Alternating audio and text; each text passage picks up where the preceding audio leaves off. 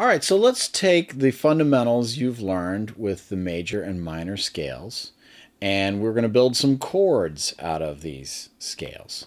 Now, granted, bass players aren't playing chords all the time, although sometimes they do, but the chords are still give you the structure for bass lines to play when the guitar player is playing the same chord.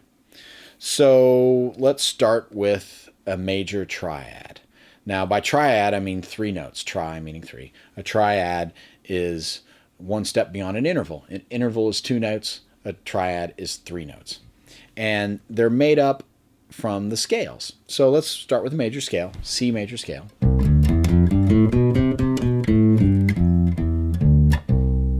And what we do is we take the first, the third, and the fifth of the scale, and that makes a triad.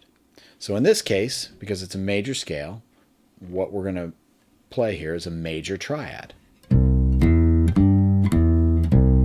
if we add the octave on top, you get the arpeggio, which you've heard many times before. So I'm playing a C here, playing an E, the G here, and then the high C with the same finger. And hear how that sounds. That's a major triad. Now, again, because everything's symmetrical on the bass neck, now you can play a major triad anywhere on the neck.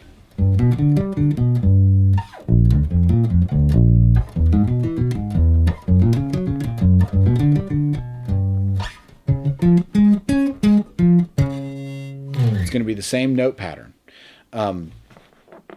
So now let's take a look at a minor triad. And we're going to build the minor triad the same way as the major triad. We're just going to use a minor scale. So if you remember your C minor scale, we're going to take 1, 3, and 5, the first, the third, and the fifth, out of the scale to build the triad with the octave on top. So it's a C, E flat, G, and C again. Now that same pattern can be played anywhere on the neck to create a minor triad anywhere.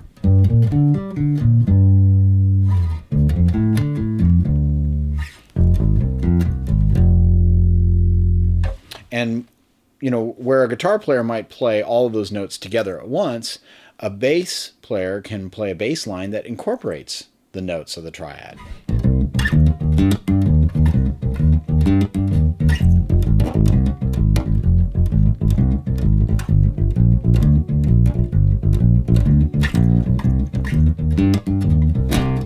Something like that. Or with major triads,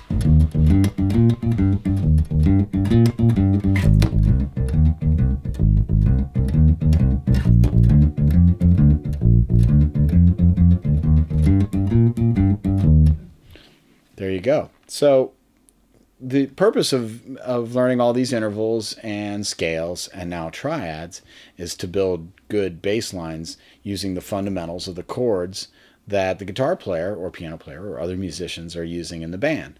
So to think of a bass player as not ever being able to use chords is just kind of silly. We use chords all the time. We just use them in lines, in bass lines that work around the chords. So what I want you to do is practice making up your own bass lines using just the intervals of the triad, 1, 3, 5, and the high octave as well. So you can do major ones, you can do minor ones, you can play around with them a little bit and also get used to how it sounds. You always know what a minor triad sounds. And then a major triad. And you can try them in different places on the neck and interconnect chords together and come up with some interesting stuff.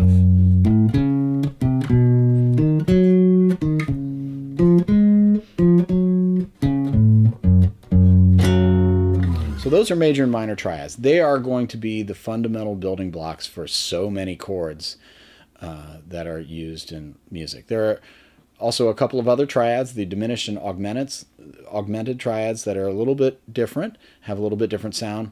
We'll cover those in another lesson. But for now, practice the major and minor triads all over the neck, all different keys, and try messing around with how you can create bass lines using those notes.